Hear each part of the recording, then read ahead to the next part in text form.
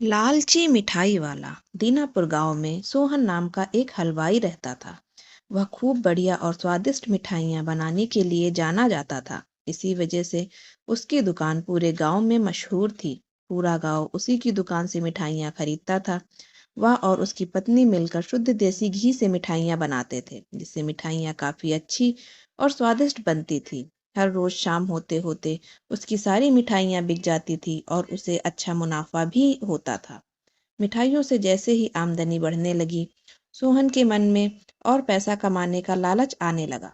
अपने इसी लालच के चलते उसे एक तरकीब सूझी। वह शहर गया और वहां से दो चुंबक के टुकड़े लेकर आया। उस टुकड़े को उसने अपने तराजू के नीचे लगा दिया। इसके बाद जब ग्राहक आया, जिसने सोहन के पास से 1 किलो जलेबी खरीदी, इस बार तराजू में चुंबक लगने की वजह से सोहन को अधिक मुनाफा हुआ।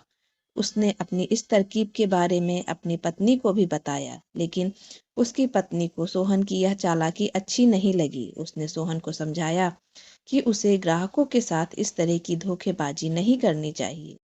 लेकिन सोहन ने अपनी पत्नी की बात बिल्कुल भी नहीं सुनी। वह हर रोज तराजू के नीचे चुंबक लगाकर अपने ग्राहकों को धोखा देने लगा। इसके उसका मुनाफा बढ़कर कई गुना अधिक हो गया। इससे सोहन को काफी खुशी हुई। एक दिन सोहन की दुकान पर रवि नाम का एक लड़का आया। उसने सोहन से 2 किलो जलेबी खरीदी। सोहन ने इसे भी चुंबक लगे तराजू को से तोलकर जलेबी दे दी। रवि ने जैसे ही जलेबी उठाई, उसे लगा कि जलेबी का वजन 2 किलो से कम है। उसने अपना शक दूर करने के लिए सोहन से दोबारा से जलेबी को तोलने के लिए कहा। रवि की बात सुनकर सोहन चिढ़ गया। उसने कहा, मेरे पास इतना फालतू समय नहीं है कि मैं बार बार तुम्हारी जलेबी भी तोलता रहूं। इतना कहकर उसने रवि को वहां जाने के लिए कह दिया। सोहन मिठाई वाले की बात सुनने के बाद रवि जलेबी लेकर वहां से चला गया। वह एक दूसरी दुकान पर गया और वहां बैठे मिठाई वाले से अपनी जलेबी तोलने के लिए कहा। जब दूसरे दुकानदार ने जलेबी तोली तो जलेबी सिर्फ 1.5 किलो ही निकली। अब उसका शक यकीन में बदल गया। उसे पता चल गया था कि सोहन मिठाई वाले के तराजू में कुछ गड़बड़ है। अब उसने तराजू की गड़बड़ को सबके सामने लाने के लिए खुद एक तराजू खरीद लिया और उसे ले जाकर सोहन मिठाई वाले की दुकान के पास ही रख दिया। फिर रवि अपने सभी गांव के लोगों को वहां पर इकट्ठा करने लग गया। जैसे ही लोगों की थोड़ी भीड़ बढ़ने लगी तो उसने गांव वालों से कहा कि आज मैं आप सभी को एक जादू दिखाऊंगा। यह जादू देखने के लिए बस आप लोगों को सोहन मिठाई वाले से खरीदा गया सामान एक बार इस तराजू में तोलना होगा। तब आप देखेंगे कि कैसे सोहन मिठाई वाले के तराजू में तोली गई मिठाइयाँ इस दूसरे तराजू में अपने आप ही कम हो जाती हैं।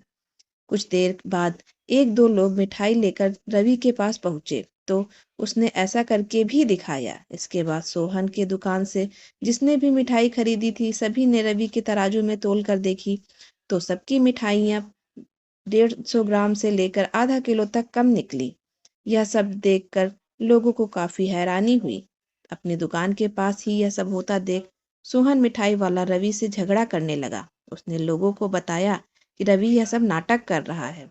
अपनी बात को सही साबित करने के लिए रवि सीधे सोहन मिठाई वाले का तराजू लेकर आया और तराजू में लगा चुंबक निकालकर सबको दिखाने लगा। यह देखकर गांव वालों को बहुत गुस्सा आया। सबने मिलकर उस लालची मिठाई वालों को खूब मारा। अब उस लालची मिठाई वाले को अपने लालच और उसके कारण की गई गलत हरकतों पर पछतावा हो रहा था। उसने अपने गांव के सभी लोगों से माफी मांगी और वादा किया कि भविष्य में वे ऐसी कोई भी जालसाजी नहीं करेगा। सोहन की इस धोखेबाजी से पूरा गांव नाराज था, इसलिए लोगों ने उसकी दुकान में जाना काफी कम कर दिया। इधर सोहन ने के पास पछतावे के अलावा कुछ और नहीं बचा था, क्योंकि वो पूरे गांव वालों का भरोसा खो चुका था। इस कहानी से हमें क्या सीख मिलती है कि हमें कभी भी लालच नहीं करना चाहिए। हमेशा ईमानदारी के साथ अपना काम करने से ही इंसान का नाम होता है। लालच के चलते भले ही कुछ समय के लिए अच्छा फायदा हो, लेकिन इससे इज्जत और आत्मसम्मान दोनों कम हो जाते हैं। आप सबको यह कहानी कैसी लगी, मुझे कमेंट करके ज़रूर बताइएगा और ऐसी ही रोचक और प्रेरणादायक कहानियों के लिए मेरे चैनल पे बने रहिए। Please like, share and subscribe my channel. Bye bye. Thank you.